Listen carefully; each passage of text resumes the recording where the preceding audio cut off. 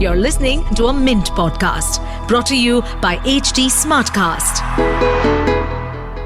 Good morning, listeners. Welcome to Top of the Morning by Mint, your weekday newscast that brings you 5 major stories from the world of business. It's Friday, June 21st, 2024. My name is Nelson John. Let's get started. Top of the Morning by Mint.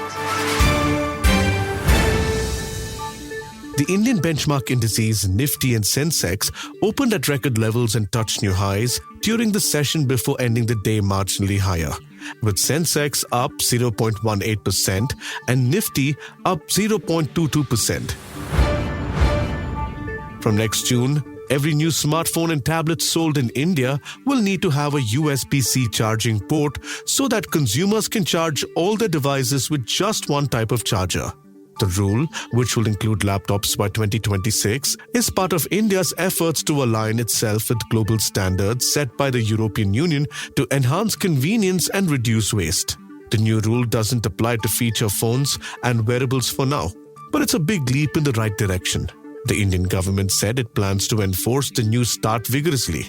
Companies that fail to comply will face penalties under the Consumer Protection Act. Mint's Dhirendra, Kumar and Gulveen Aulakh report. There is also a push for makers of basic phones and other devices to voluntarily adopt USB-C ports, which would further unify charging standards. Leading smartphone makers such as Xiaomi and Oppo have already voiced their support. SEBI has issued a stern directive to the Religare Enterprises Limited, ordering it to comply with securities law. The development unfolded as the Burman family promoters of Dabur made moves to increase their stake in Religare through an open offer. SEBI instructed Religare's chairperson, Rashmi Soluja, and the board members to seek necessary approvals from the Reserve Bank of India within a week.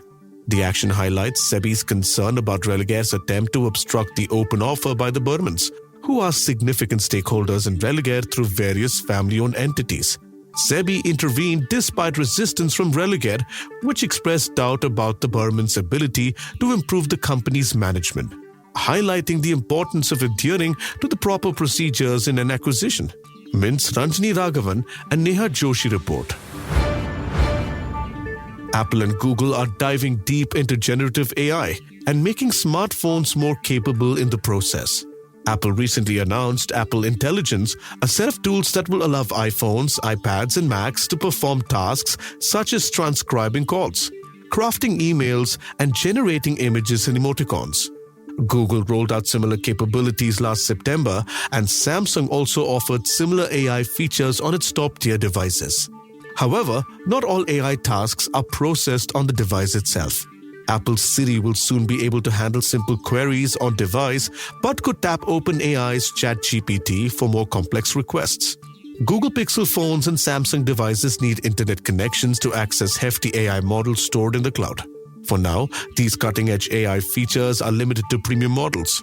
Apple's AI suite is exclusive to its 15 Pro and Pro Max iPhones, while Google and Samsung have integrated AI into their latest devices with potential expansions on the horizon. What's next for smartphones as tech giants throw their hats in the AI ring?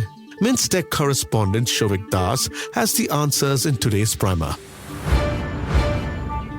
Omnichannel furniture retail, Pepperfry ventured into the furniture rental market in 2017.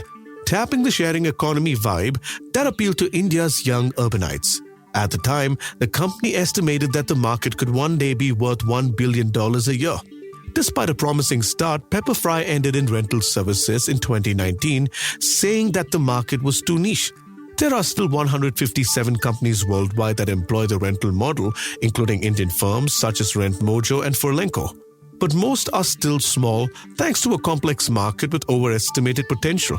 For instance, mattress company Wakefit, which started in 2016, later ventured into furniture and saw revenue rise from 813 crore rupees by 2023. RentMojo made 121 crores that year. These companies face plenty of challenges, from complex logistics to quality issues, and many renters having endured poor service and delayed pickups. Some companies are adapting to diversifying into appliances and electronics, while others are focusing on logistics to improve their services. Mint startup correspondent Priyamvada C takes a deep dive into the workings of furniture rental startups in today's long story. India is facing a brutal heat wave, with the health ministry reporting 110 heat stroke-related deaths and more than 40,000 suspected cases as of June 18th. Most of the victims are in rural areas where many people work outdoors and have limited access to healthcare.